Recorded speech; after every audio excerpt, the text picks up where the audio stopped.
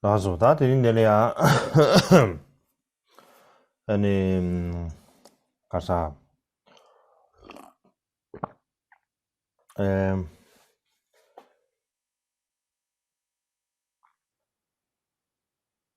군시, 에, 니 숨바드 자리야, 얼마다? 니 숨바드 자리야, 그래. Hari ini adalah merupakan hari ketiga dari pengajaran kunjung kita, dan apa yang ingin saya mulai dengan mengatakan bahwasanya kemarin saya berbicara tentang terjemahan bahasa Mandarin kuno atau metode terjemahan bahasa Mandarin kuno.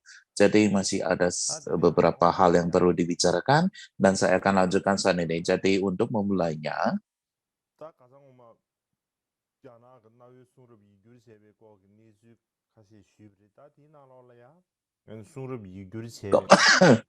beberapa hari lalu saya berbaca tentang beberapa hal dengan secara penerjemahan teks Buddhis kuno di masa lalu, tertanya bagaimana para penerjemah dan asistennya dan berbagai pekerjaannya. Dan kita berbicara hal ini secara general atau umum.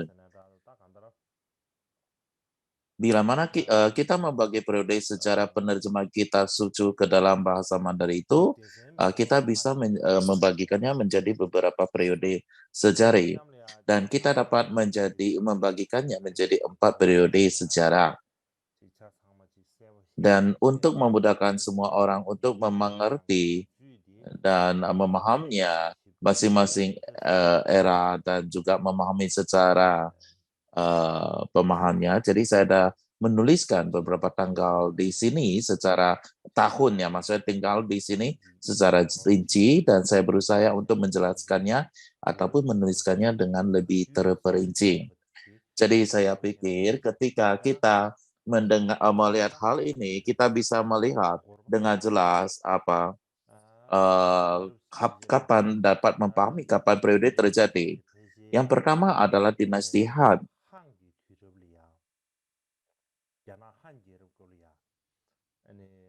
Pada dasarnya, selama dinasti Han, agama Buddha mulai berkembang di sana, di Cina, dan ini secara umum diakui. Jadi contohnya adalah dinasti Han, kita berbicara tentang rangka 4 penerjemah yang mana adalah datang dari barat dan ataupun dari India yang menuliskan Pratiyupana Buddha Samukha Wastita Samadhi Sutra dan diterjemahkan ke dalam tahun 179. Jadi bila mana kita mau menghitung lebih kurang 1844 tahun yang lalu.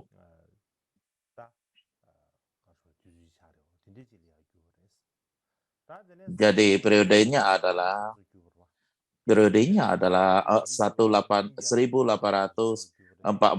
tahun yang lalu. Dan Buddha Dharma menerjemahkan eksposisi agung pada tahun 383. Jadi itu adalah 1640 tahun yang lalu. Jadi ini masa yang sangat awal sekali. Dan periode kedua adalah saya harus merubah sesuatu di sini.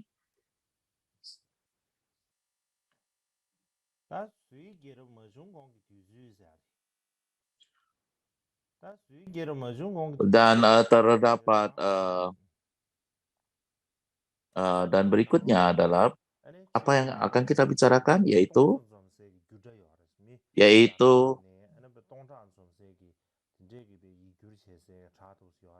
di mana ribuan atau ratusan orang berkumpul melanjutkan terjemahkan.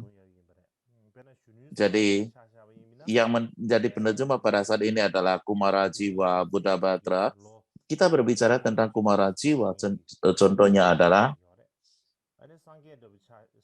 ia hidup di tahun 1650 tahun yang lalu, dan Buddhabhadra juga hidup ataupun seorang manusia berasal dari 1600 tahun yang lampau. Jadi ketika beliau menerjemahkan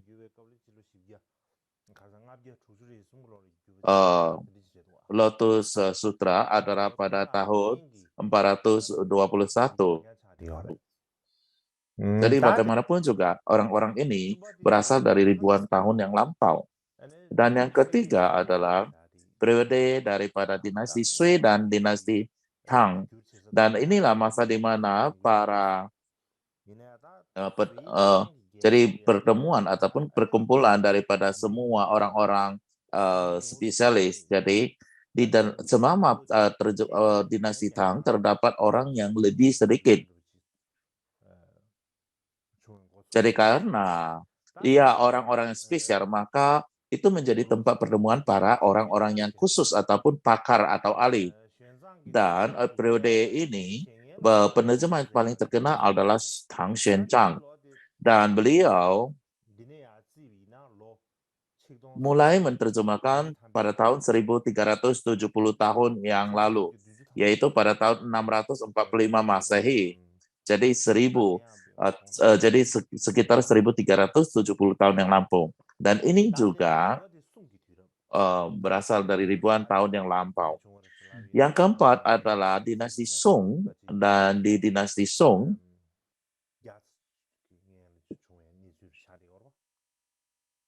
jadi ini adalah kira-kira 1800 tahun yang lampau.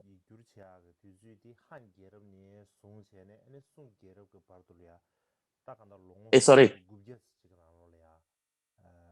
Jadi bagaimanapun juga peristiwa mengenai penerjemahan pada periode paling awal, yang terjadi adalah dari dinasti awal sampai yang berikutnya lebih kurang berjalan selama 900 tahun. Itulah yang kita bicarakan beberapa tahun yang lalu. Jadi pada umumnya ketika kita berbicara kapan agama Buddha pertama kali berkembang ke Cina, terdapat ide ataupun pendapat mengenai hal ini yang penelitian kontemporer mengatakan bahwa menurut sejarah 3 kerajaan, dan kemudian terdapat terjadi sejarah 3 kerajaan, tetapi memang sebenarnya terdapat 3 sejarah 3 kerajaan. Bagaimanapun juga, jadi ini adalah merupakan suatu terdapat seorang nama bernama P membuat satu catatan tentang sejarah ini, dan apa yang ia tuliskan di sini adalah terdapat seorang raja yang bernama IT. Jadi ini adalah merupakan tahun kedua sebelum Masehi, 2 tahun sebelum Masehi, dan pada tahun itu terdapat seorang berasal dari seorang utusan dari Taiyejun mengajar seorang siswa dengan gelar akademis tinggi tentang Sutra Buddha. Dan ini adalah merupakan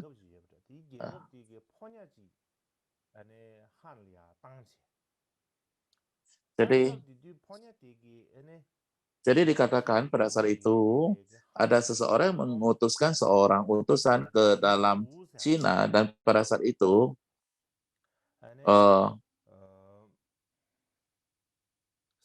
dan beliau adalah seorang dan ia mengajarkan seorang murid tentang sutra agama Buddha.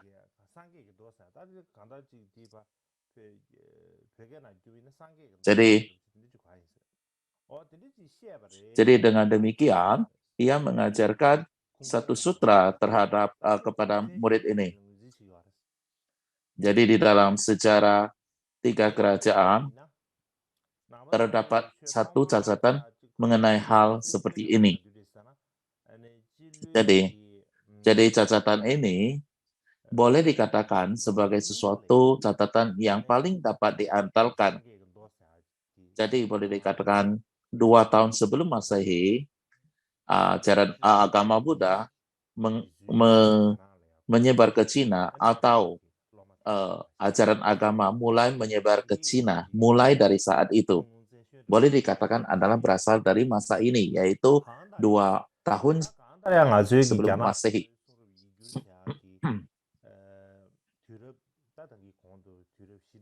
Jadi bagaimanapun juga dari sini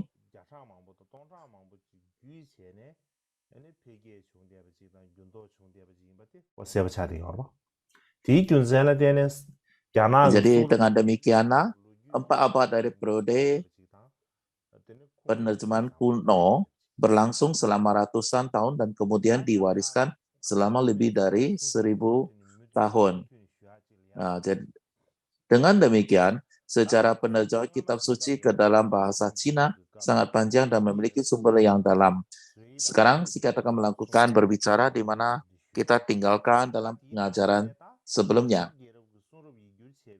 Jadi dalam ajaran terakhir kita telah berbicara tentang penerjemahan selama dinasti Han, periode sebelum dinasti Sui, dan periode dinasti Sui dan Tang. Jadi ketika kita berbicara dinasti Tang, kita tidak bisa berbicara tentang Tang Xian Cai.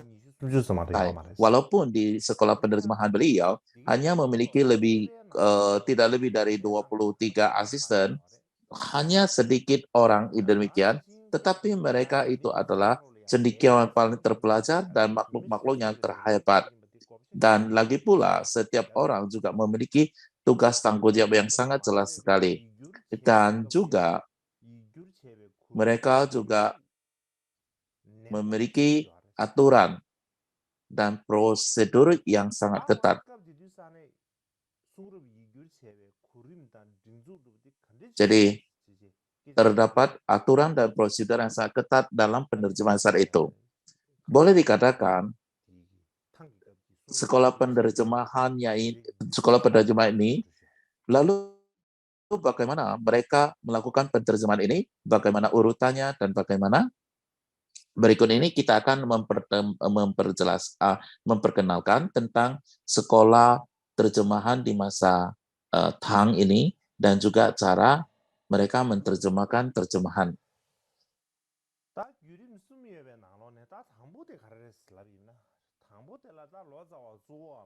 Jadi, pertama-tama, yang pertama adalah prinsip atau langkah pertama adalah sang penerjemah utama atau sang penerjemah pokok. Ya. Katang juga disebut sebagai penerjemah pokok.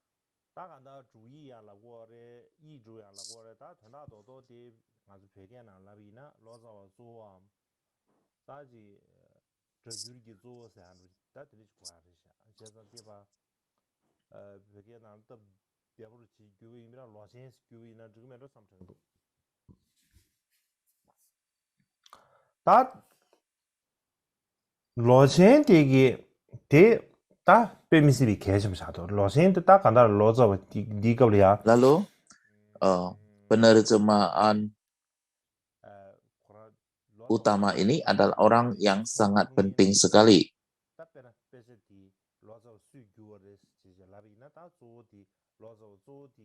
Karena hingga saatnya, karena pada akhirnya ditulis, siapa yang menerjemahkan, ia akan ditulis namanya. Oleh sebab itu, maka beliau itu adalah orang yang terpenting dalam hal terjemahan. Karena akan diterjemahkan oleh sebab itu, penerjemah utama ini selalu harus menguasai kitab suci 3 keranjang atau Tripitaka, dan juga menguasai sutra dan tantra. Lalu, apa tugasnya? Yaitu menjelaskan pemikiran kitab suci kepada semua asisten di sekolah penerjemahan tersebut. Jadi pada saat itu, para asisten penerjemah itu adalah merupakan para cendekiawan yang dipilih secara khusus dan orang-orang sangat berbakat dan juga orang-orang yang sangat luar biasa. Jadi terhadap mereka, kita tidak perlu lagi menjelaskan mereka itu dengan kata per kata.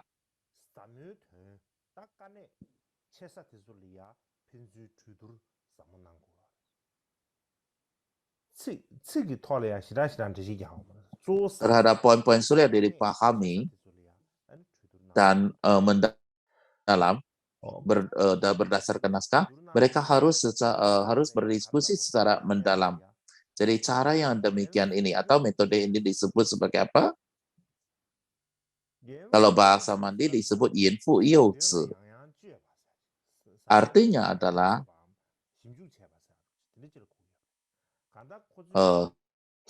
yang secara terus-menerus melakukan analisis.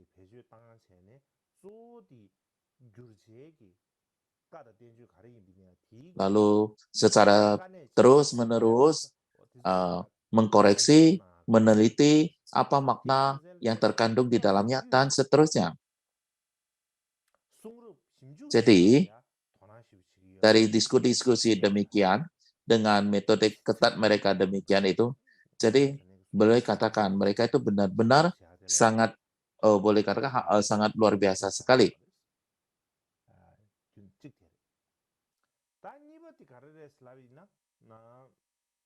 Ini adalah merupakan prinsip pertama saat melakukan terjemahan. Prinsip yang kedua adalah dalam penerjemahan. Jadi setelah menerjemahkan sampai sebagian tertentu,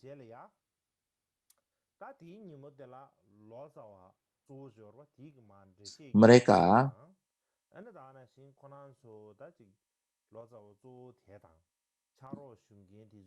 jadi setelah pekerjaan penerjemahan seharian selesai dikerjakan sebagian besar, maka semua catatan tentang penjelasan dan diskusi yang dilakukan hari itu semua dikirim ke bagian komposisi.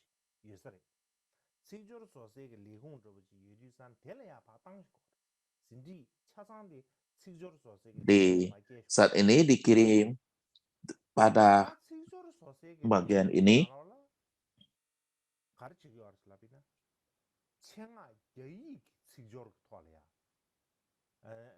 Berikutnya,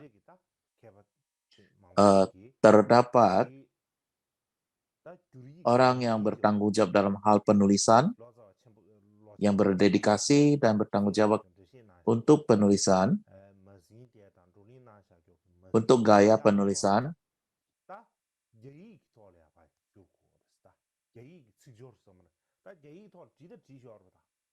dan mengikuti gaya tulisan mereka akan mengambil catatan sebagai dasar. Jadi ada juru tulis yang menulis Mandarin, terus masih harus perlu seseorang yang meneliti dan mengganti gaya bahasa, barulah bisa menjadi satu konsep pertama atau draft untuk terjemahan itu. Jadi berdasarkan pengalaman pribadi saya, contohnya saja dari Tibet diterjemahkan ke bahasa Mandarin, contohnya berdasarkan penjelasan di dalam Tibet, kata per kata berdasarkan Tibetan dijelaskan. Contoh, kalau kita mengambil contohnya apa?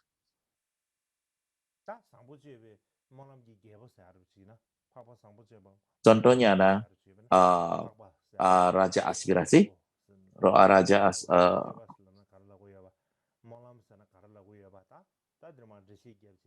apa itu aspirasi?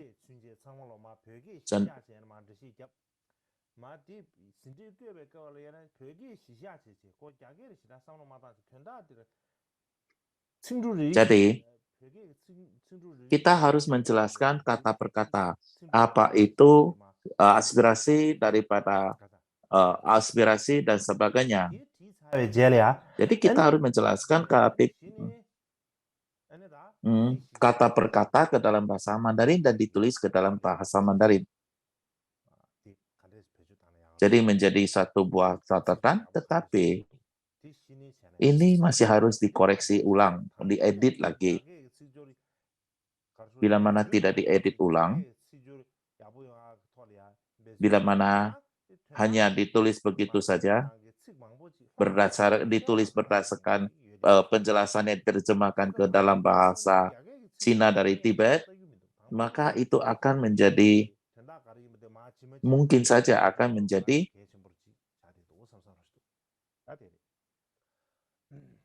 namun pada awalnya, waktu catat, harus dicatat kata per kata. Itu sangat penting sekali, bila mana tidak, bisa saja ada kata-kata yang tertinggal atau hilang. Jadi bagaimanapun juga, awalnya itu harus seperti ini. Jadi seharian penuh itu, apa yang sudah didiskusikan, apa yang dibicarakan, itu dicatat. Jadi pada saat Xian Chang menjelaskan kitab suci kata per kata, dia harus dicatat dan kemudian catatan ini harus dikirim ke bagian yang lain. Lalu ia menjadi draft yang ditulis ulang menjadi draft yang pertama. Lalu dari sini harus dikirim ke mana lagi? Ia harus dikirim lagi ke tempat proof reading ya, ataupun pengecekan makna. Jadi di sini terdapat beberapa bagian yang harus dilalui ataupun melalui beberapa bagian. Ada yang editor yang memiliki pengetahuan tentang topik tersebut, ada orang yang mengerti bahasa Cina atau memiliki seorang editor untuk bahasa Mandarin. Lalu ada juga seorang cendekiawan yang sangat ahli dalam bahasa Sanskerta. Jadi ada beberapa ahli ini yang akan mengerjakan editornya lagi. Melalui semuanya ini, setelah ditulis oleh bagian draft itu, mereka harus dicek lagi oleh sedemikian banyak orang. Lalu dilihat, setelah mereka memeriksa terjemahan tersebut, dilihat dengan aslinya apakah terlihat terjemahan tersebut itu mengungkapkan maknanya atau tidak. Bila mana ada perbedaan arti atau kesenjangan antara arti terjemahan dan aslinya, maka terjemahan itu lagi akan ditulis dan diubah dan dikirim kembali ke bagian komposisi. Ini adalah bagian yang kedua, urutan kedua. Urutan ketiga, bagaimana pula? Pada saat itu, setelah begitu menerima semua hasil karya yang sudah diedit,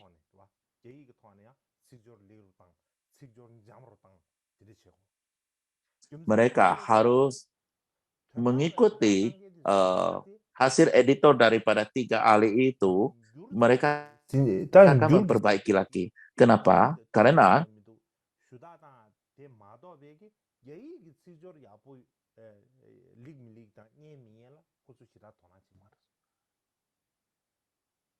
jadi pada saat mereka mengubah arti, mereka hanya memperhatikan arti. Ia tidak akan terdapat begitu gaya tulisan yang sangat indah.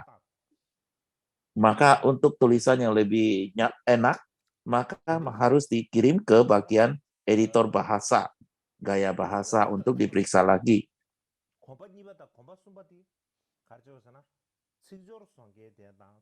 Jadi,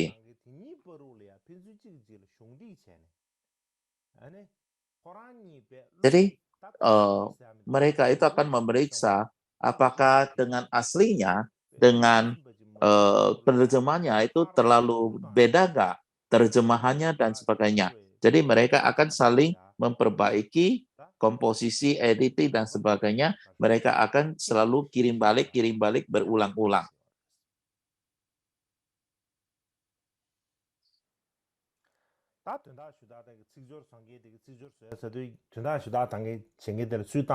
Jadi begitu mereka mengeditor gaya, lalu kemudian mengeditor untuk maknanya, Setelah semuanya puas, mereka akan melihat proofreading-nya untuk melihat apakah gayanya mudah dipahami atau tidak.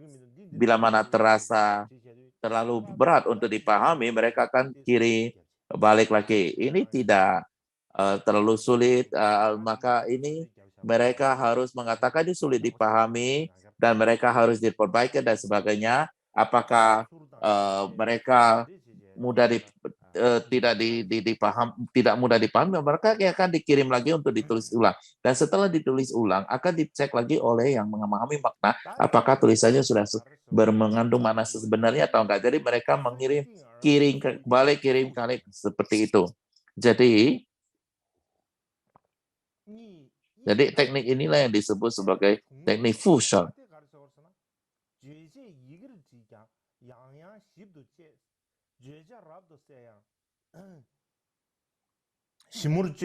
Jadi satu kata itu bisa dicek berkali-kali dan setelah satu makna jelas mereka akan memeriksa lagi.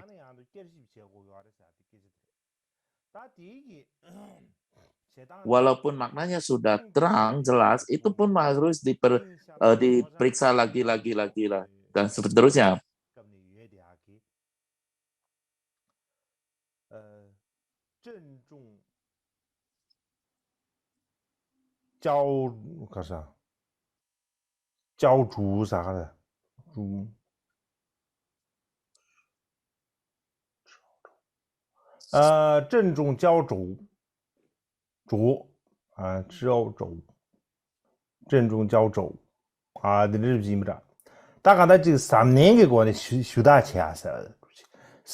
Jadi ini merupakan tradisi kuno.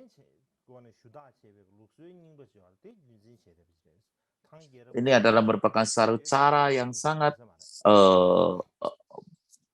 ini adalah satu cara yang sangat luar biasa yang terjadi selama dinasti Tang. Misalnya, Tang Xuanzang menerjemahkan tingkat Yogacara.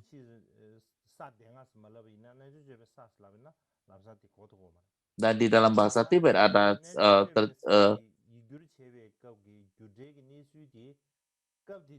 di dalam bahasa Tibet disebut juga 5 level Yogacara dan sebagainya.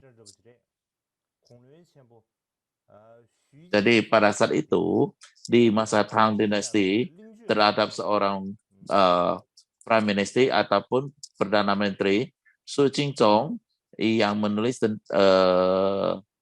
tentang sekolah penerjemahan Xianzang selama periode ketika mereka menerjemahkan tingkatan Yogacara. Jadi di sini ia menuliskan dengan sangat jelas sekali. Jadi ini dalam tulisannya dalam Mandarin, tetapi di sini saya hanya menjelaskan secara kasar saja artinya. Jadi Xianzang adalah merupakan penerjemah utama dalam tingkatan Yogacara. Berapa orang asisten yang ia miliki? Ia memiliki 6 orang jadi ia memiliki 6 juru tulis sebagai asisten, 1 korektor bahasa Sanskerta, 1 editor untuk teksnya, dan 8 editor untuk makna dan arti, 8 editor untuk artinya, dan untuk membuat cek gaya bahasa dari teks seluruh tingkatan Yogacara ini.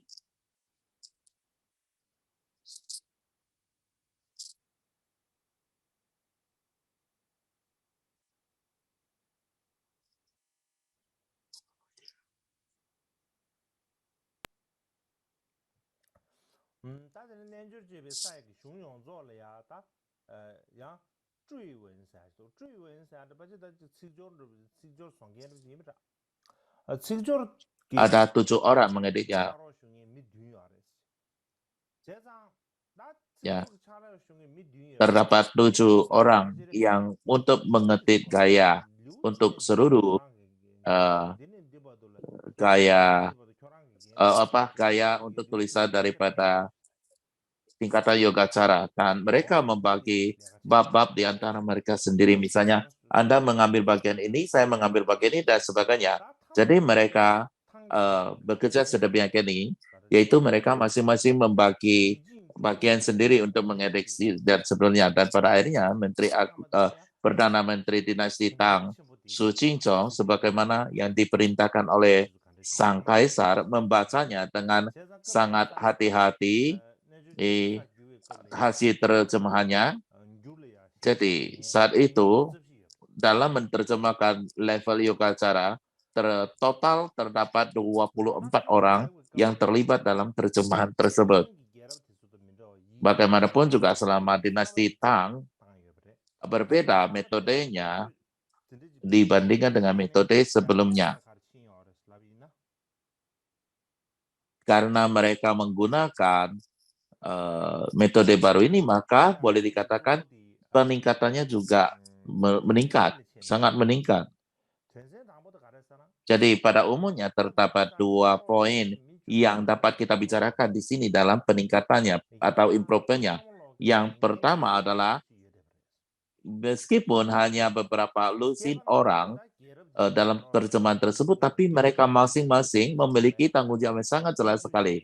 Di sekolah terjemah sebelumnya, di masa lampau, terdapat beberapa ribu orang yang berpartisipasi di dalamnya, tetapi sesungguhnya hanya ada 3 orang yang benar-benar bekerja. Hanya 3 orang yang benar-benar bertanggung jawab dalam pekerjaan tertentu.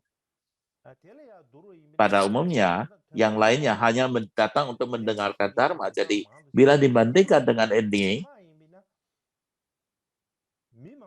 sebenarnya seolah-olah lebih banyak orang yang bekerja. Di masa lampau banyak sekali orang berkumpul, tetapi yang bekerja dan bertanggung jawab itu hanya ada 3 orang. Dan di dalam Tang, dinasti Tang, memiliki sedikit orang berkumpul, tetapi mereka mempunyai tanggung jawab yang jelas dan tugas yang jelas, sehingga dengan demikian sesungguhnya memiliki lebih banyak orang yang bekerja dalam terjemahan itu. Dan yang kedua adalah peningkatan yang kedua atau kemajuan yang kedua adalah dikarenakan koreksi dan pengecekan terus-menerus dilakukan dalam terjemahannya, maka terjemahan itu memiliki kualitas yang sangat tinggi sekali. Terkadang ada ketidaksepakatan antara juru tulis dan korektor. Misalnya, salah satu asisten Xian Chang yang bernama Fa Chang. Fa Chang bila diterjemahkan kira-kira seperti esensi Dharma, dan beliau patriark ketiga dari tradisi Avatamsaka. Jadi beliau adalah seorang guru besar yang sangat terkenal sekali.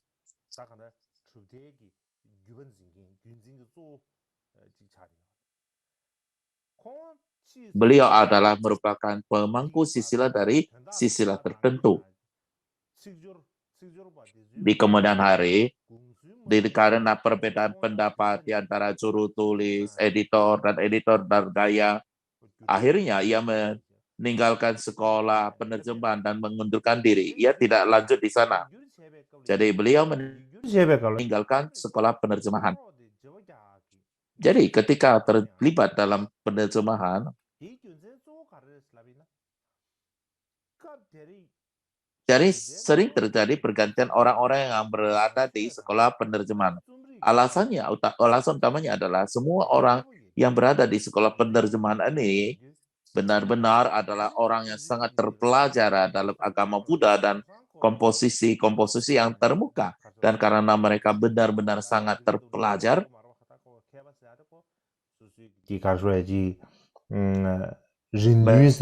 mereka tidak bisa begitu saja menerima apa pendapat orang lain, karena mereka masing-masing memiliki ide sendiri dan memiliki harapan tinggi, maka mereka tidak bisa begitu langsung terima.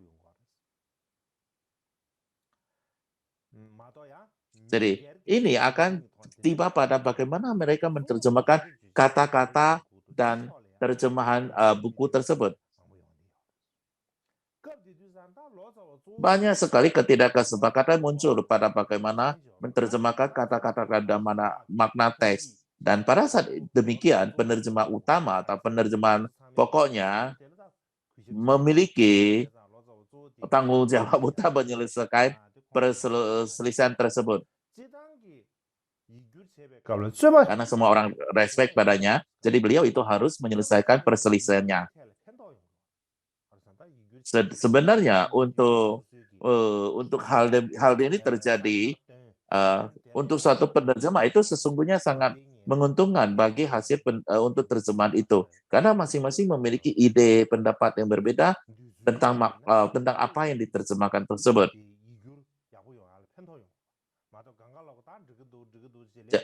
Dan ini sesungguhnya merupakan secara umum sangat menguntungkan untuk terjemahan tersebut.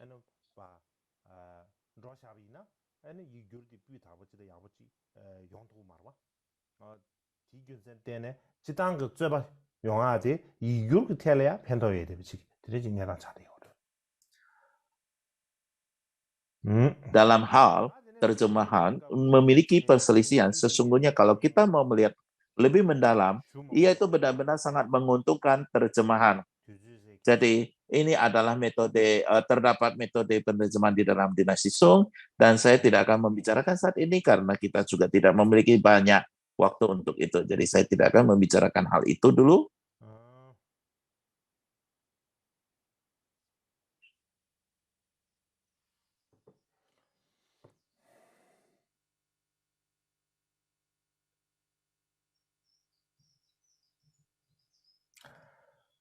다음에 시험을 가봐야지.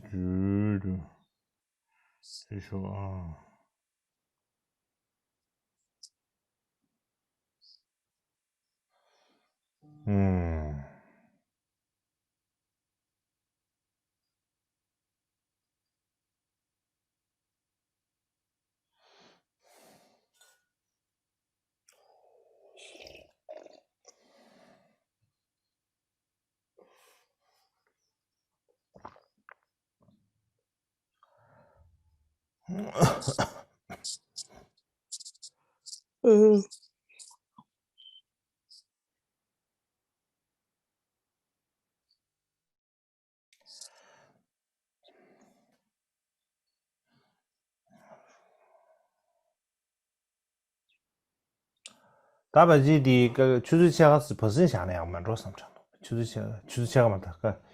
Jadi saya rasa ini adalah merupakan waktu yang baik untuk istirahat. Kita akan beristirahat 20 menit.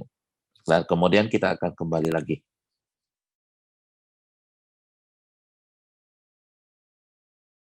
다 되네 시암라 되네 di Shuayin.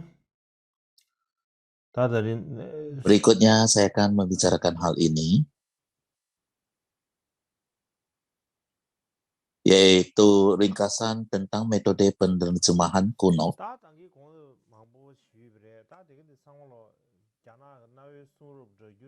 Sebenarnya lumayan banyak yang kita bicarakan, dan semuanya adalah merupakan metode penerjemahan kuno di masa Cina, dan kita berbicara tentang sejarah. Awalnya saya ingin memberikan sedikit pengenalan tentang hal ini saja, tetapi saya sudah menghabiskan pengajaran sepanjang hari, yaitu beberapa hari yang lalu, ajaran juga tentang ini dan sebagainya. Secara ringkas, alasan untuk berbicara tentang metode penerjemahan ini terdapat dua alasan utamanya. Apa itu? Yang pertama adalah sesungguhnya menerjemahkan teks Dharma bukanlah sesuatu yang mudah sama sekali. Pertama-tama terdapat kualifikasi yang sangat tinggi untuk sang penerjemah.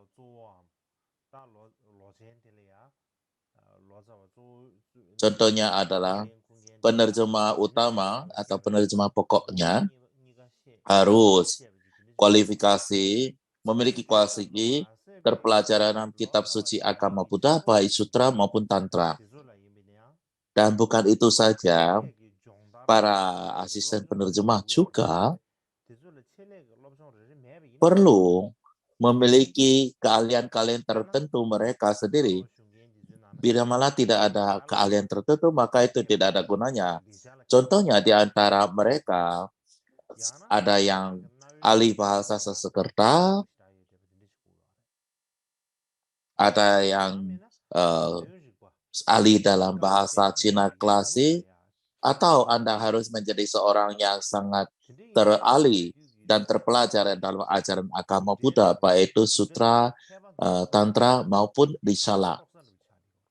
Jadi saat itu, sekolah penerjemah itu pada masa itu sama seperti suatu tempat berkumpulnya para cendekiawan, pertemuan makhluk-makhluk agung. Jadi bukan suatu tempat, setiap orang bisa berkumpul, bukan itu. Tapi adalah tempat berkumpul para cendekiawan dan juga para makhluk agung. Dan untuk alasan itulah, bahkan kita katakan, satu kata saja dari kitab suci kuno, terjemahan dulu atau terjemahan kuno,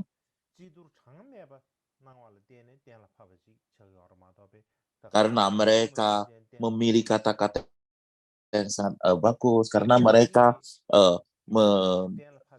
memikirkan dengan detail dan sebagainya, memeriksa ulang dan semuanya, baru ditentukan apakah yang dipakai. Oleh sebab itu, maka penerjemahan itu adalah merupakan upaya kolaboratif dari banyak cendekiawan di berbagai bidang. Contohnya adalah dengan sekolah penerjemahan Tang Xianjia. Di antaranya, mereka di sana itu terdapat sekali para ahli-ahli di sana atau orang makhluk-makhluk agung di sana. Contohnya adalah di antaranya terdapat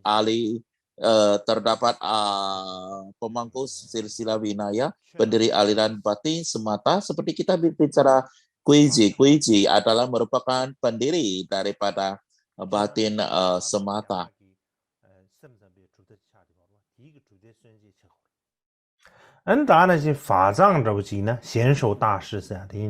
Jadi pendiri daripada batin semata Cina adalah pemunculan batin. Kemudian juga terdapat pemegang silsilah dari Avatamsaka dan seterusnya. Jadi semua makhluk-makhluk agung ini sesungguhnya itu adalah merupakan pendiri aliran ataupun pemangku silsilah daripada sekolah-sekolah tertentu. Jadi dibandingkan dengan Tibet, kita bisa berbicara seperti misal mereka itu adalah sama seperti Sakya Pandita, Lojengpa, dan Tsongkhapa dan sebagainya. Jadi sama seperti pendiri suatu aliran tertentu ataupun guru utama dari sekolah tertentu dan bahkan asisten dari tingkat terendah bukanlah orang biasa. Mereka adalah Kempo dan juga guru-guru hebat daripada biara-biara di Tiongkok atau Cina. Jadi mereka bukanlah orang-orang biasa saja.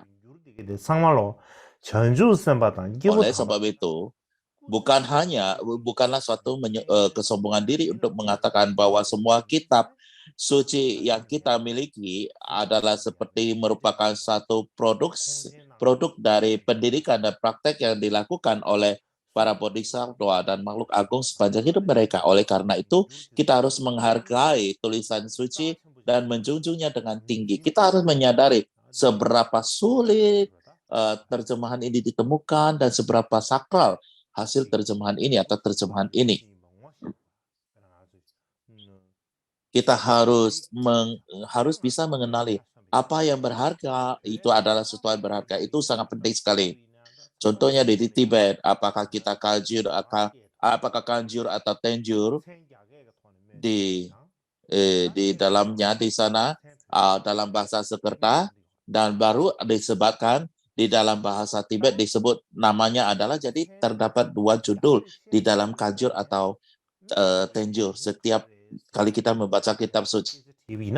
Kenapa menuliskan demikian? Itu adalah Sanskerta dalam bahasa 아주 Terdapat dua alasan utama. Yang pertama adalah jadi sang pembaca atau orang membacanya itu dapat memahami sedikit tentang ini terjemah. Jadi mereka akan mengatakan ini dari Sanskerta, dari ini dan katanya ini dan sebagainya.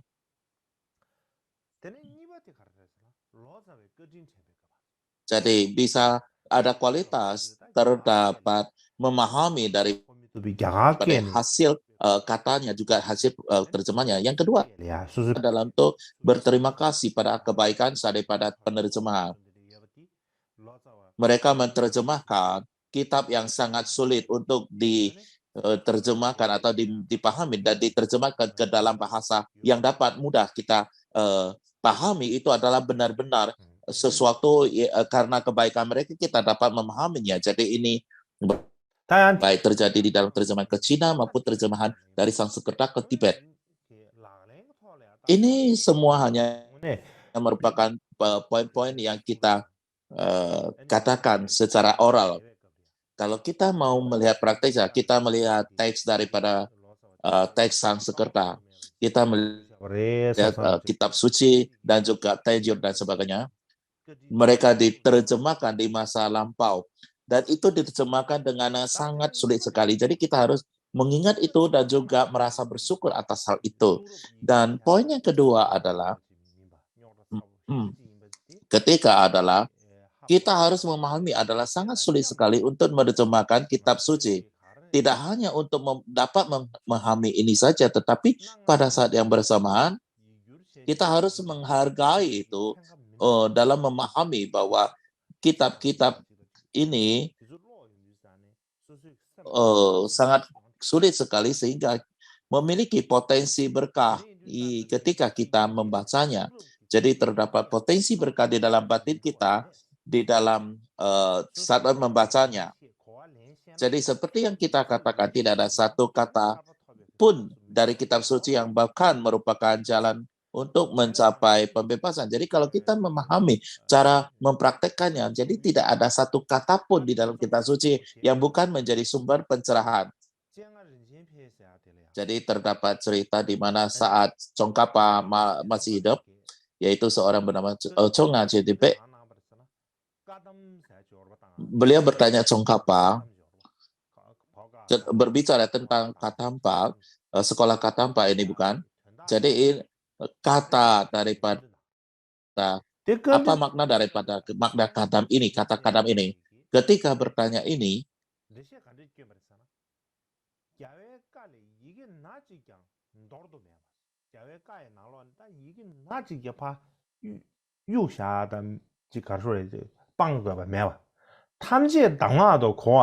jadi bahkan di sini dikatakan tidak ada satu kata pun di dalam ajaran agama Buddha yang dapat dihilangkan. Kita harus memahami setiap kata-kata yang instruksi yang diberikan. Jadi ini maksudnya adalah kampa. Jadi artinya adalah kita tidak bisa melenyapkan satu kata pun dari ajaran agama Buddha dan kita harus tidak boleh menghilangkan satu kata pun instruksi daripada ajaran agama Buddha. Itu adalah makna daripada kadampa. Dan ia tidak hanya merasa senang mendengarkan itu, dan ia juga mengatakan kepada banyak sangat senang sekali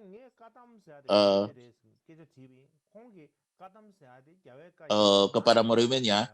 Saya sangat senang sekali ada teman baik bertanya ketika saya bertanya apa itu makna kadampa, artinya adalah dia menjawabnya dengan kata bahwa tidak ada satu kata pun yang dapat dihilangkan dari praktis Buddhis. Saya sangat senang dan sangat menghargai itu. Kata-kata di dalam kanjur atau tenjur tidak ada satu kata pun yang bukan metode untuk mencapai pencerahan. Guru-guru besar di masa lampau,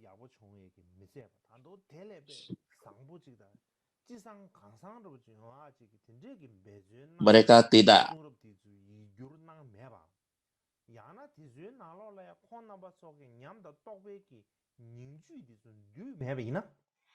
Sungrup dada, sungrup igu nang syaba tizule ya.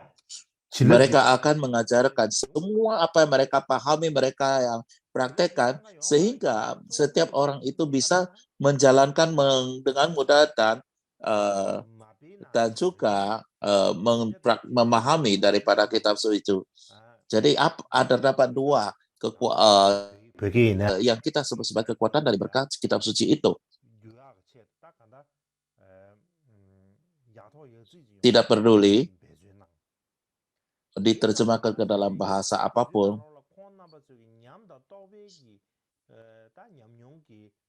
Pertama-tama itu adalah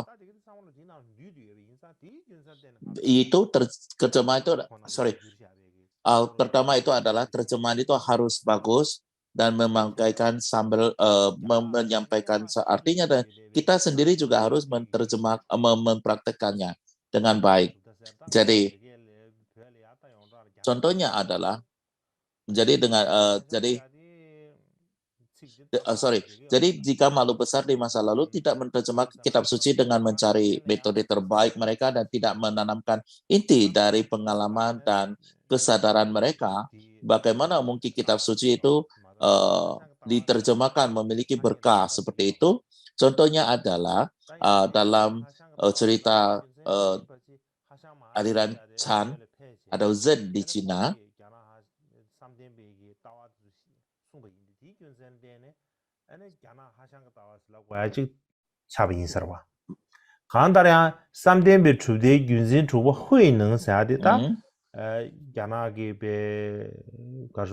Jadi kita berbicara tentang silsilah Hasang Cina, ini mungkin inilah yang kita maksud Isa. Jadi kita berbicara tentang patriark ke-6 Huinan dari silsilah Chang. Beliau itu Chan, itu beliau adalah seorang yang makhluk yang sangat luar biasa sekali.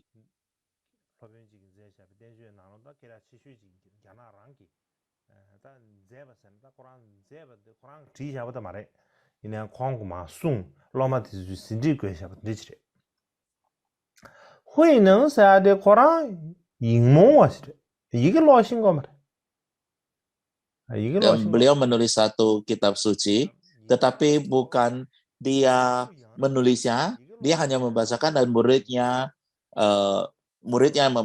menulisnya. Karena apa? Karena beliau adalah buta huruf. Jadi ia tidak bisa membaca dan menulis, tetapi beliau mempunyai kecerdasan yang sangat tinggi, kebijaksanaan tinggi sekali. Lalu dikatakan bahwa ketika beliau mendengarkan beberapa kata dari sutra intan atau pemotong wajra, karena harus tinggal di tempat yang tidak pasti, mereka membuat keputusan. Jadi ketika mendengar kata-kata ini, sang patriark ke-6, ia memiliki kemampuan yang sangat tajam sekali. Ketika mendengarkan sutra intan ini, maka beliau mencapai pencerahan.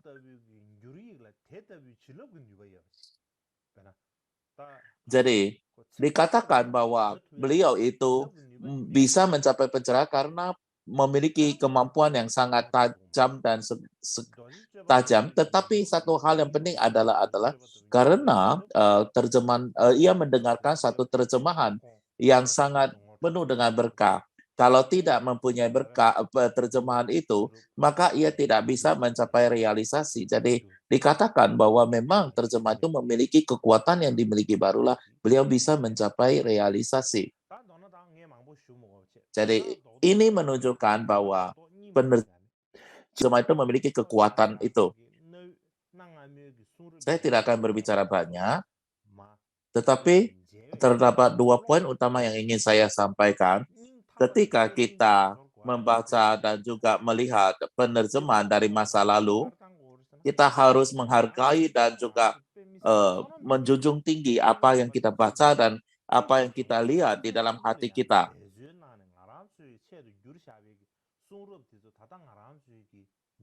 Dan juga kita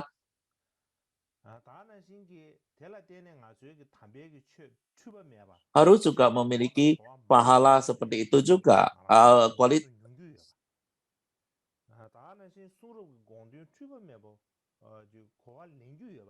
Jadi, makhluk-makhluk agung di masa lampau berusaha sepanjang hidup mereka agar kita dapat membaca terjemahannya sehingga kita dapat mencapai dharma yang yang tidak membingungkan dari dharma sejati. Dan dengan demikian, maka kita harus benar-benar merasa sangat bersyukur dan juga harus menghargai itu. Dan juga di samping daripada itu, kita juga dapat memahami kata-kata yang tidak salah dari tulis suci, dari tulisan suci, dan demikian juga di masa yang akan datang, kita juga dapat bisa menerjemahkan kitab suci di masa yang akan datang. Jadi, bila mana kita memiliki kesempatan menerjemahkan kitab suci, kita juga harus menerapkan metode dalam menerjemahkan kitab suci seperti yang dilakukan masa kuno itu. Dan kita harus sangat berhati-hati dalam menerjemahkan setiap kata-kata di dalam kitab itu. Jadi bukan hanya semata-mata membacakan kamus ataupun memahami arti dari bahasa tertentu lalu kita terjemah, dan kalau kita hanya merasa seperti itu dan dapat menerjemahkan, itu sesungguhnya tidaklah bagus.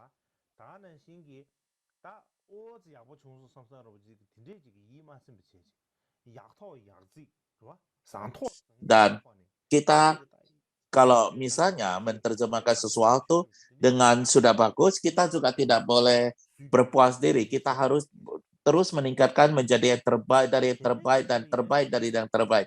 Dan kita harus memiliki keberanian untuk memangku ataupun memegang tradisi ini.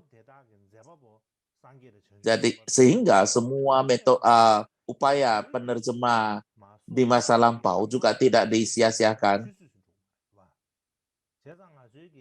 Dan sehingga instruksi dari para makhluk agung ini tidak akan menjadi hilang. Terdapat tanggung jawab sangat besar yang harus kita miliki. Oleh sebab itu, jadi kita perlu untuk menerjemahkan dan mempunyai tanggung jawab untuk generasi yang akan datang. Jadi tidak memikirkan tentang ketenaran kita sendiri atau untuk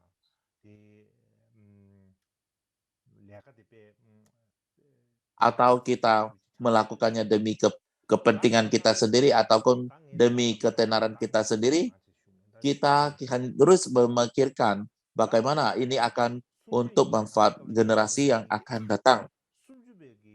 Jadi itulah saya berbicara tentang sedikit penerjemah. Jadi di ajaran pertama saya berbicara tentang teks 30 bait. Di dalam pengajaran 30 bait ini saya berbicara tentang komentar dari Shen Chang tentang 30 bait hanya batin semata. Dan sebagai tambahan, saya juga akan mengambil penjelasan Kuiji di dalam poin-poin tersebut sebagai dasar pengajarannya, seperti yang saya sampaikan hari berikutnya. Jadi tahun ini kita memiliki 6 hari pengajaran, dan hari ini saya akan membicarakan sedikit pengenalan tentang teks karya Kuiji. Tetapi sebelum saya membicarakan tentang karya Kuiji, tetapi sebelum saya berbicara tentang hal itu, saya rasa untuk berbicara dulu siapa sesungguhnya Kuiji itu. Karena kita perlu tahu untuk siapa dia orang menulisnya. Bahkan sebelum kita berbicara tentang seberapa pentingnya atau seberapa agungnya Kuiji ini, dan kita juga harus memahami siapa gurunya itu, seberapa terkenalnya guru itu, yaitu Tang Xuanzang. Boleh dikatakan Tang Xuanzang itu adalah orang yang sangat terkenal dan paling berpengaruh di dalam agama Buddha Cina. Ketika kita berbicara tentang Tang Xuanzang pada setiap orang, tidak ada yang tidak kenal. Dalam satu perspektif itu ada disebabkan karena cerita Kera Sakti yang sangat terkenal. Beliau memiliki cerita tentang Sun Wukong dan sebagainya, dan karena cerita ini setiap orang yang namanya orang Cina pasti pernah mendengar Tong Sam Chong ataupun Tang Xian Chang ini di dalam sejarah Cina dan sejarah Buddhis Cina. Beliau katakan beliau itu adalah seorang yang sangat atau boleh pun dikatakan yang paling terkenal di dalam sejarah agama Buddha Cina.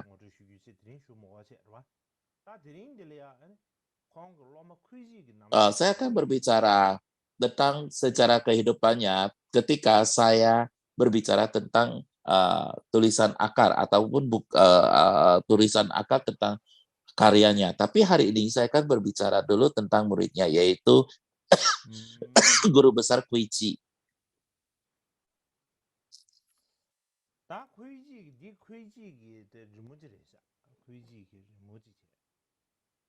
Ini adalah gambar Kuichi. Coba lihat di layar, gambar Kuichi.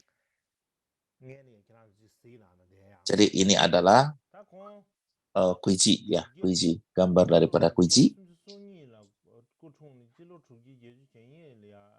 Beliau dilahirkan tahun 632 dan meninggal di tahun 682.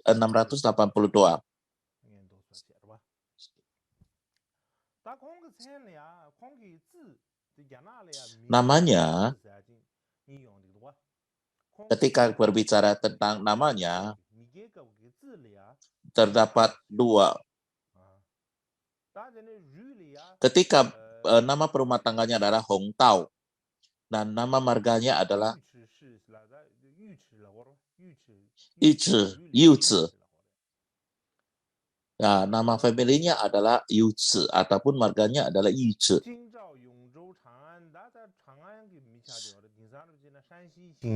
Dan beliau berasal dari Chang'an, di Yongzhou, Qingzhou, di mana saat ini adalah berada di Xi'an, di provinsi Shanxi. Jadi saat itu disebut Chang'an, sekarang sebut Xi'an.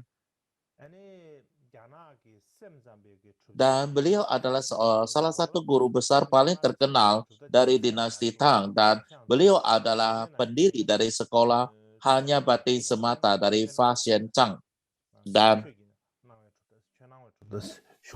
diterjemahkan menjadi sekolah daripada pemunculan fenomenal. Dan beliau memiliki berbagai nama, seperti misalnya Lingji, Chanji, Tianji, Cishi, dan kadang-kadang hanya disebut atau dipanggil Ci. Dan kemudian hari beliau dikenal dengan nama dharmanya Kuichi. Tetapi beliau juga memiliki gelar kehormatan yang disebut Jian Dashi atau Guru Agung Wihara Jian. Jian adalah nama wihara, dan beliau adalah guru besar dari sini. Oleh sebab itu, dia disebut sebagai Jian Dashi, Guru Agung dari Wihara Jian. Dan silsilah keluarganya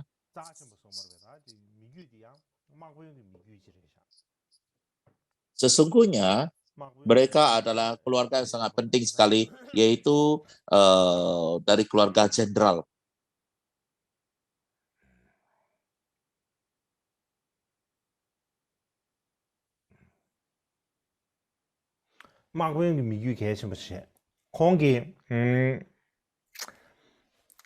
Jadi beliau berasal dari keluarga yang sangat penting, dari keluarga jenderal.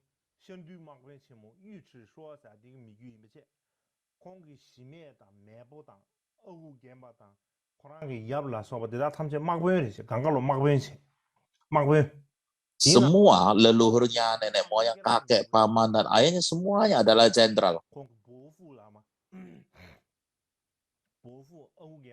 Dan paman dari bapaknya adalah orang yang sangat terkenal.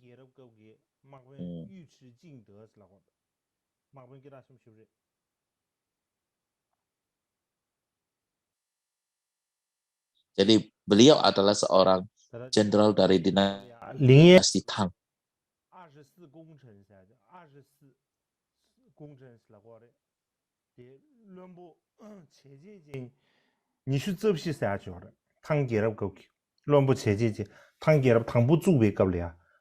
Terdapat 24 menteri agung di dalam dinasti Tang dan pendiri dari Tang, dan beliau adalah salah satu di antaranya. Dan di dalam tradisi Cina, di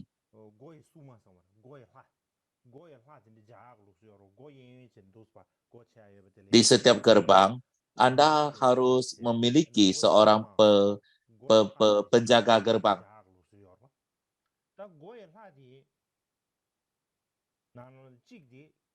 Dan Yu Zhizi adalah merupakan salah satu pelindung pintu. Jadi di dalam tradisi Cina kan ada dua dewa pintu, itu salah satunya adalah beliau. Beliau adalah seorang yang sangat ganteng sekali, jadi saya tidak perlu banyak menceritakan tentang sejarahnya. Bagaimanapun juga ia adalah seorang jenderal yang sangat berpengaruh dan figur yang sangat penting sekali. Dikatakan ketika gambarnya digambar di kedua belah pintu rumah, maka hantu tidak berani masuk lagi ke dalam rumah. Terdapat cerita, ada sejarah yang menceritakan ini, tetapi bagaimanapun juga terdapat Yu Zhizi adalah merupakan uncle ataupun apeknya ya, paman dari bapaknya, dari sebelah bapaknya. Beliau adalah jenderal sangat terkenal. Beliau adalah yang digambarkan di pintu masuk orang Cina. Itulah paman daripada Kuici, daripada sisi ayah. Dan di dalam kehidupan biksu terkemuka dari dinasti Song, bila mana kita mengambil hal ini, digambarkan bahwa peristiwa ajaib seputar di sini menggambarkan peristiwa ajaib seputar kelahiran Kuiji. Ibunya Pei hamil setelah bermimpi menelan bulan seukuran telapak tangannya. Dan setelah itu, setelah bermimpi menelan bulan seukuran telapak tangannya, ia hamil, dan setelah itu Kuiji lahir. Dan Kuiji tidak seperti anak-anak lainnya. Beliau sangat pintar, sangat cerdas, dan dapat memiliki kekuatan daya ingat yang luar biasa. Ia dapat menghafal teks-teks yang sulit atau teks-teks kuno. Beliau dapat menghafal teks-teks kuno Cina.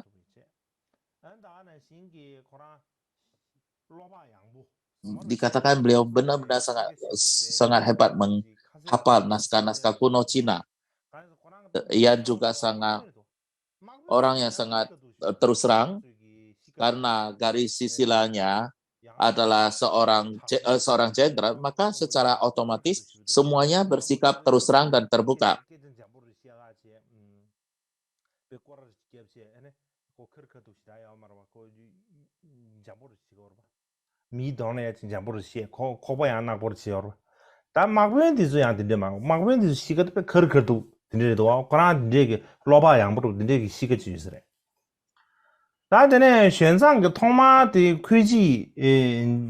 Jadi beliau memiliki satu karakter yang sangat berterus terang.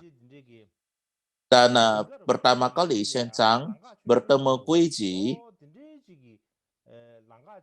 mungkin Shen Chang lagi berjalan-jalan di satu jalan kecil, dan ketika ia berjalan di satu jalan kecil, ketika melihat Kuiji untuk pertama kalinya, ketika melihatnya, Kuiji memiliki wajah yang sangat menarik sekali. Dan juga perilakunya juga sangat bagus, sangat sopan. Lalu Shen Chang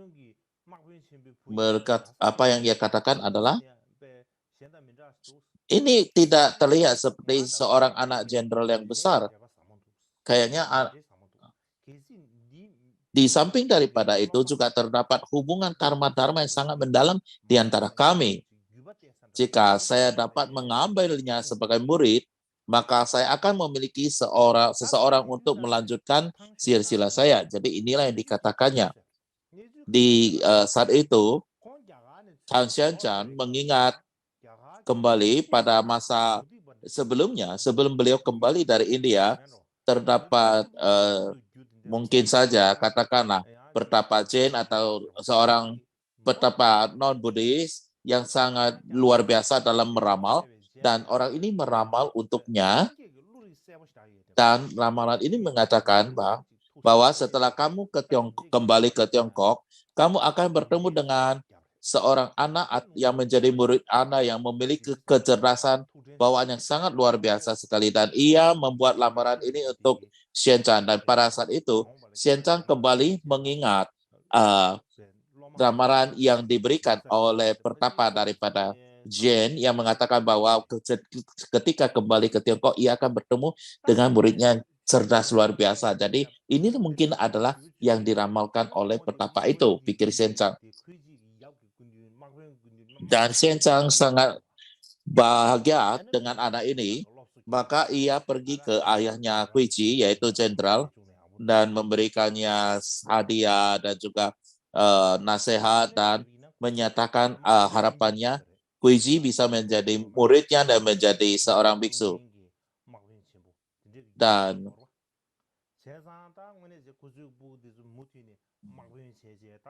Dan karena ia adalah sisilah dari pelindung dinasti Tang,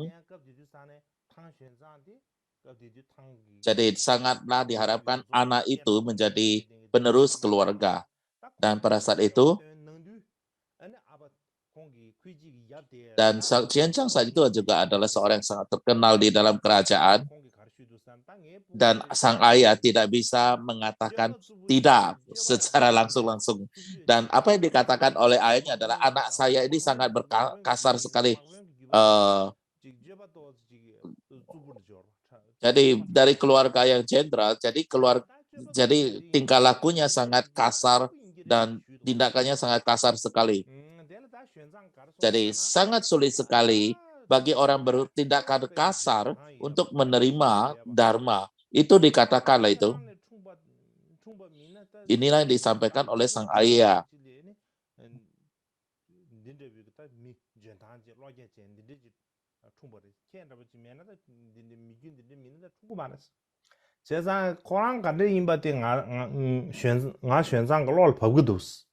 Jadi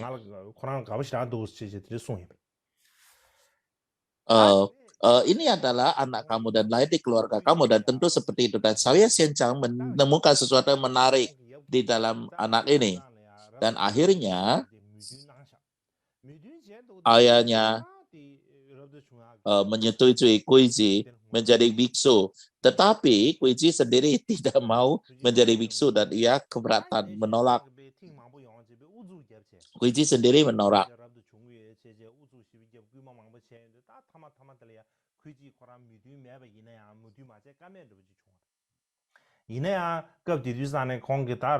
Dan Xianchan berulang kali dalam mendorongnya dan sebagainya, memintanya, dan pada akhirnya Kuiji tidak ada punya pilihan, lalu setuju. Dan kemudian karena menjadi tidak ada pilihan, maka dengan marah mengatakan, saya tidak ingin menjadi biksu, tetapi Anda yang mau memaksa saya untuk menjadi biksu, dan bila mana saya mau menjadi biksu, saya harus memiliki 3 syarat. Bila Anda tidak menyetujui, saya tidak akan jadi biksu. Kalau Anda tidak menyetujui, saya tidak akan menjadi biksu. Kalau Anda menyetujui, boleh, saya menyetujui. Yang pertama adalah saya tidak akan meninggalkan nafsu keinginan saya, karena beliau itu adalah seorang yang sangat ganteng sekali dan juga dari keluarga dengan kekuasaan yang besar, dan mungkin saja ia menikmati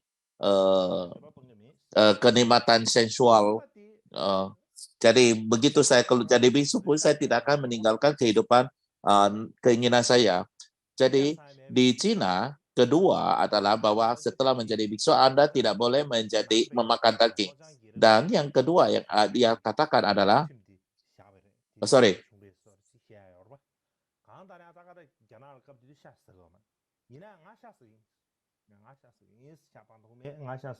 Jadi kita ketahui, kita tahu bahwa Buddhis Cina tidak makan daging, dan Guici mengatakan bahwa syarat kedua adalah saya tetap bisa makan daging. Dan yang ketiga itu adalah bahwa biksu tidak boleh makan setelah siang hari. Dan beliau mengatakan, saya tetap mau makan setelah siang hari. Dan beliau mengatakan bila mana dengan marah dia katakan dengan suara keras, kalau kamu bisa menerima 3 syarat ini, maka saya akan menjadi biksu. Kalau tidak, saya tidak akan menjadi biksu. Jadi agar ia bisa menjadi biksu dan menjadi meninggalkan kehidupan keluarga, meninggalkan kehidupan keluarga dan bisa menaklukkan batinnya, maka Xian Chang menyetujui, oke, nggak apa-apa, saya menyetujui 3 persyaratan Anda ini.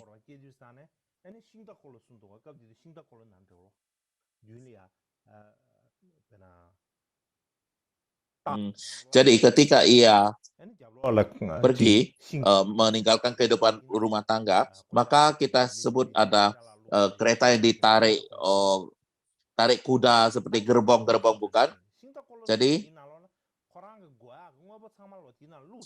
di dalam itu ia menyediakan 3 gerbong yang berisi dengan semua apa kebutuhan yang ia ingin bawa dan menjadi seorang biku. Dan di kemudian hari dikatakan,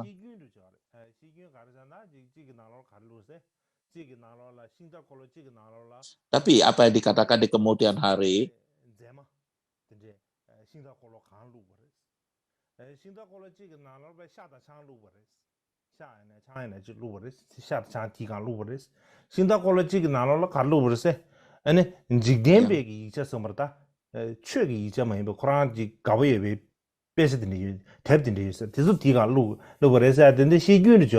jadi ada satu mobil yang penuh dengan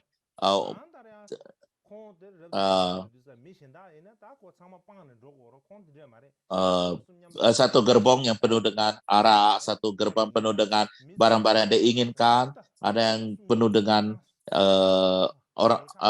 ya semua yang dia inginkan.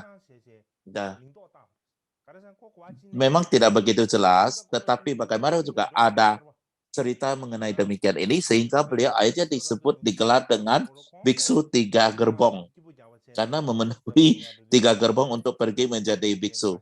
Jadi orang biasa pergi menjadi biksu, meninggalkan segala-galanya untuk menjadi biksu, tapi beliau membawa 3 gerbong barang untuk keinginannya, kebutuhannya untuk menjadi biksu. Oleh sebab itu, disebutlah biksu atau disebut gelar 3 biksu 3 kereta. Namun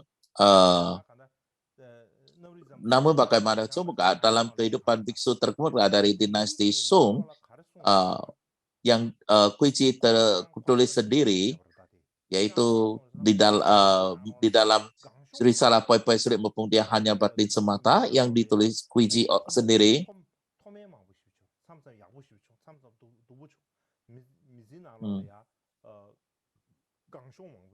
Yang mengatakan beliau sendiri dari kecil nasibnya tidak begitu baik.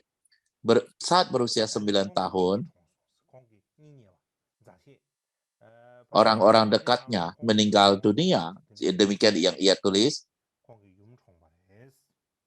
Dan juga ada yang menuliskan bahwa ibunya meninggal dunia dari kecil, sejak beliau kecil.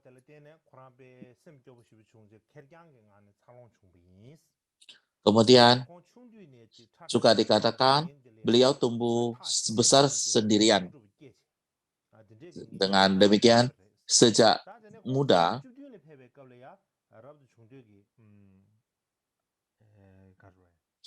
secara bertahap tumbuh suatu pelepasan terhadap dunia yang hiruk pikuk.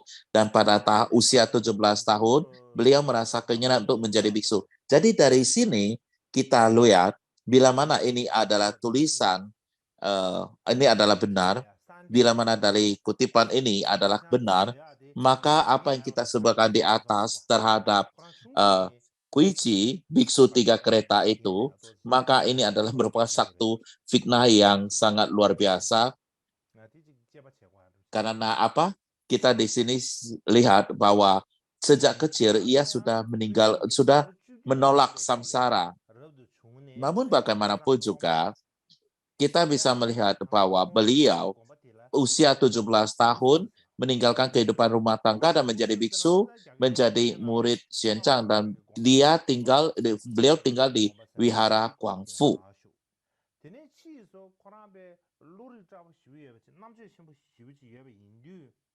Dan kemudian catatan mengatakan karena beliau sangat brilian sekali, pintar sekali,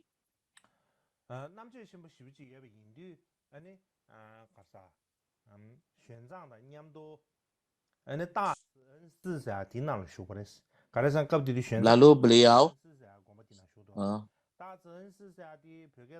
mengikuti Xianzang memasuki kuil atau wihara Cien Agung. Wihara Cien Agung.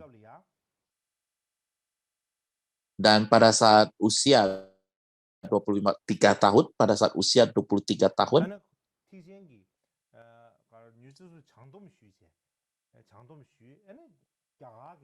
beliau mengambil sumpah atau sila bodhisattva Mahayana dan belajar bahasa India.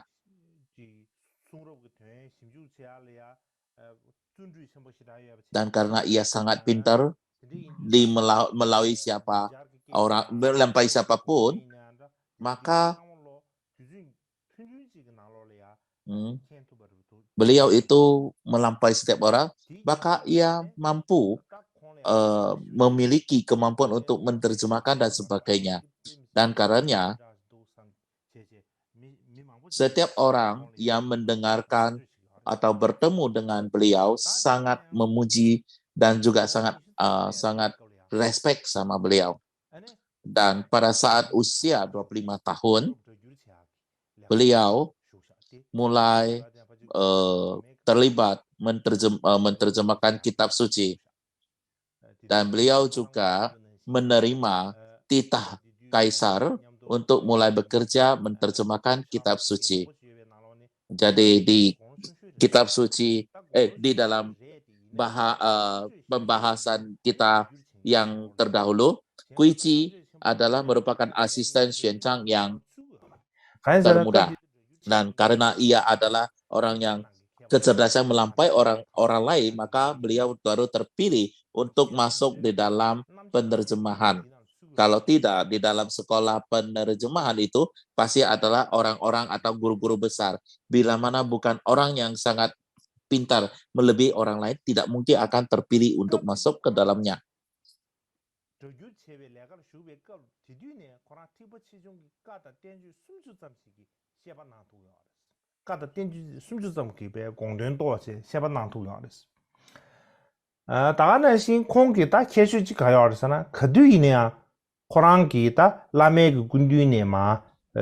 Lalu saat beliau menerjemah apa kelihayan beliau, yaitu asal apa yang disampaikan oleh Xianzang, maka ia akan mencatatnya. Beliau akan mencatatnya ataupun menulisnya. Dan begitu dia mengingatnya, beliau juga dapat menyampaikan ataupun mengajarkan. Beliau memiliki kemampuan seperti ini.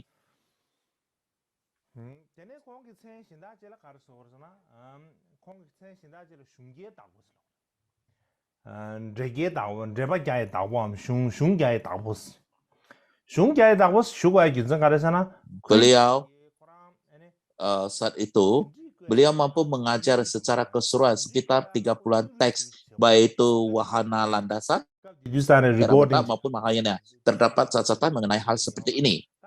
Lalu Kuici selalu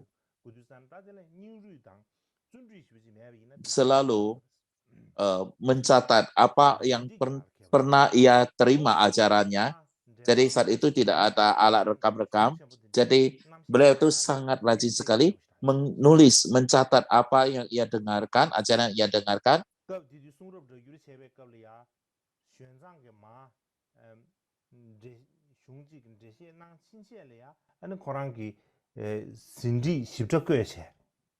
야 텔레 양결 지시 진짜 카는 겹세네 아니 공기 잡았 진짜 망보지 숨지 나요 그랬어 단 루지 토리아 커버의 제비나 Dan 현상기 슝디도 간데 잡는 거로 setelah 선택지 니마 dan setelah semua apa yang diinstruksikan oleh gurunya ia tulis semuanya, maka ia akan jadi setelah menerima ajaran ia menulis, kemudian ia sendiri pun mampu menulis komentarnya sendiri terhadap bukunya. Jadi beliau itu benar-benar sangat istimewa sekali. Setiap yang diajarkan Xianzang, dia akan mencatatnya. Dan dikatakan bahwa Xianzang akan mengajarkan sekitar jam 8 malam, beliau akan mengajarkan ajaran, dan pada saat itu semua akan mencatat catatannya. Dan pada saat itu para asisten ketika memberikan pengajaran atau membacakan ajaran tersebut, maka Guiji dikatakan beliau adalah yang sangat rajin, paling serius dalam menulis catatan yang disampaikan oleh Guiji. Dengan demikian dapat dikatakan semua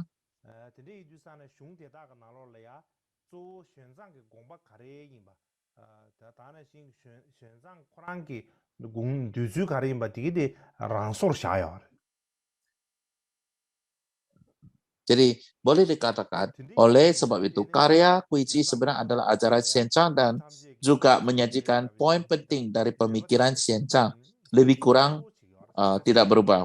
Dan setelah Xianzang meninggal, catatan dan komentar Guiji menjadi sumber dasar yang diandalkan. Sebagai sumber dasar yang diandalkan.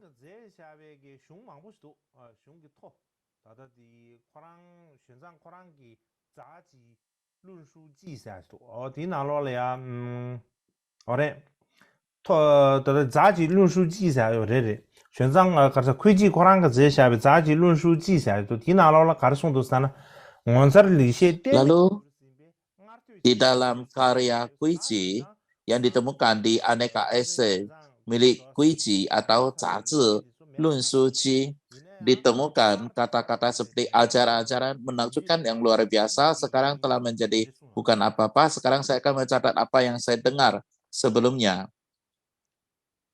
Di artinya adalah ajaran-ajaran menakjubkan sudah menjadi bukan apa-apa. Jadi apa yang beliau tulis itu adalah berdasarkan apa yang sudah ia dengarkan sebelumnya. Jadi belakangan setelah Xianzang meninggal dunia,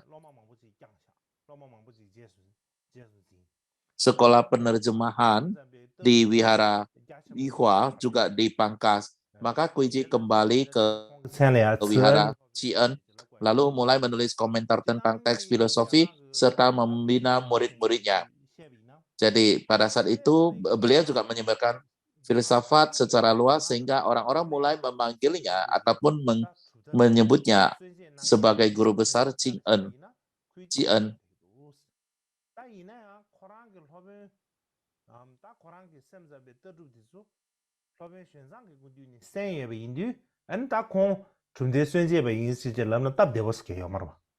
마도 통원에 차려야 현장 제수비 걸라 미세기 야나기 셈자베 그 주다사지 랑강 수번지 개중에서 말해. 다 셈자베 야나기 셈자베 주다랑. Jadi banyak sekali karya-karyanya itu adalah merupakan menulis tentang ajaran-ajaran dari Xianzang ataupun komentar-komentar dari Xianzang.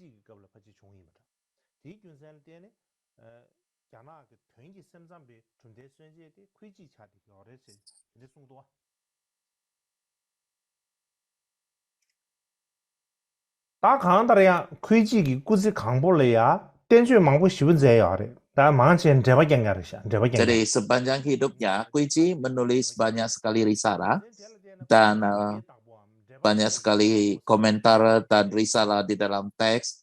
Dan oleh sebab itu, beliau disebut sebagai guru 100 teks ataupun guru daripada komentari. Di antara mereka, terdapat 44 di antaranya yang paling terkenal. Dan di antara karyanya itu, yang masih ada sampai saat ini adalah 24 di antaranya. Yang ada hingga saat ini.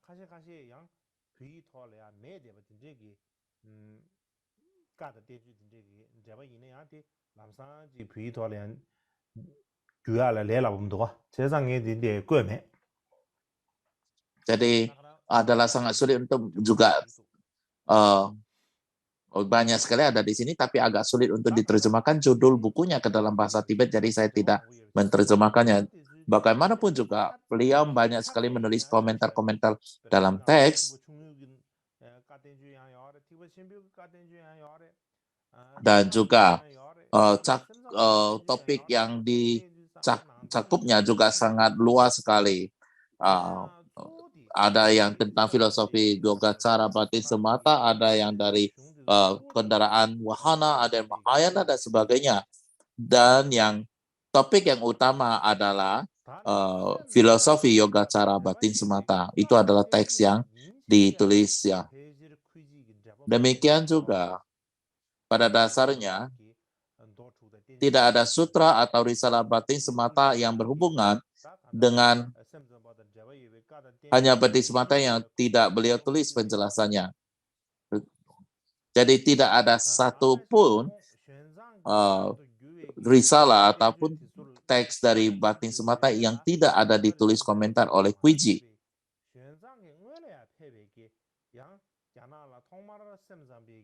Bahkan sutra risalah diterjemahkan oleh Shen Chang, beliau juga menambahkan komentar pada terjemahan yang lebih tua oleh para Marta. Ini adalah terjemahan yang sangat tua. Beliau juga menulis komentar tentang dari terjemahan kuno ini. Bagaimanapun juga, bila mana kita melihat pada katalog yang kita miliki saat ini, katalog karya yang kita miliki saat ini, area terutama Kuiji tulis adalah tentang risalah batin semata. Dan diantaranya terutama adalah risalah batin semata oleh Maitreya dan risalah batin semata oleh Asanga dan Vasubandhu. Ini adalah teks-teks utama yang beliau tulis komentar. Demikian juga ketika beliau menulis komentar-komentar, beliau terutama memegang posisi tradisi dari Dharmapala. Kuiji sendiri juga menerjemahkan kompilasi risalah tentang membuktikan batin semata. Beliau juga membuat kompilasi. Beliau memiliki ide daripada kompilasi untuk menggabungkan 10 komentar tentang risalah membuktikan batin semata, tetapi juga menulis beberapa komentar yang berbeda tentang batin semata ini saja. Terdapat komentar-komentar yang berbeda dan pada dasarnya terdapat 4 komentar tentang batin semata.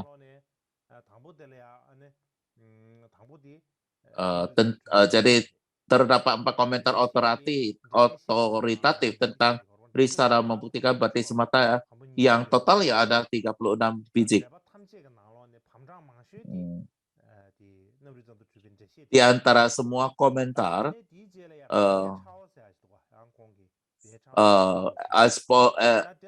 membuktikan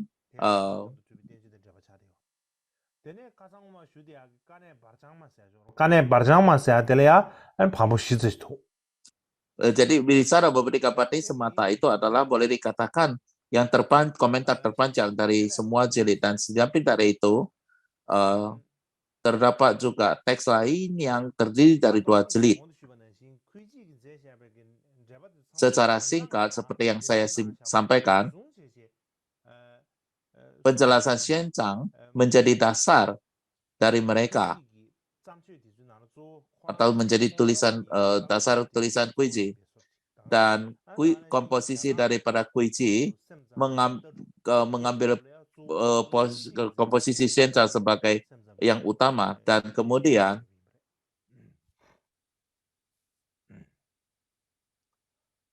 pada saat ini, ketika kita berbicara tentang Bhakti Siddhata, kita mengambil karya Kuiji sebagai eksposisinya.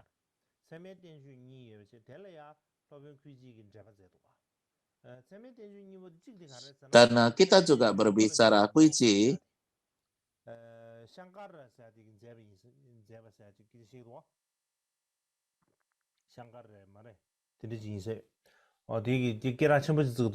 아주 배배 나라를 더지기 자침부를 시다 지가 아는 숨소리도 다이네 야나도 바께라 침부르치도 Kuiji menulis komentar atas 2 teks tentang logika dan epistemologi yang diterjemahkan oleh Xianzang.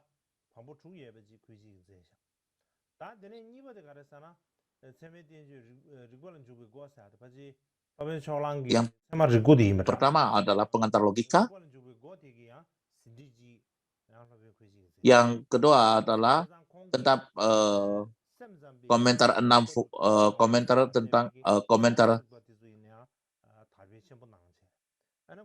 volume pengantar logika dan catatan tentang pengantar logika.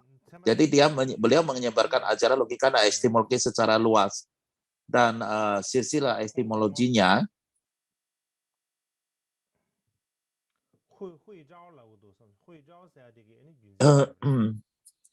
dipegang oleh muridnya Hui Zhou. Jadi beliau adalah pemegang silsilah yang kedua dari silsilah ini, dipegang oleh muridnya Hui Zhou, kemudian diteruskan kepada Zhou. Setelah itu kemudian menyebar ke Jepang dan sebagainya. Dan tradisi dari epistemologi ini berlanjut hingga saat ini. Saya rasa hari ini cukup sampai di sini saja. Saya sedikit sampai dan terima kasih.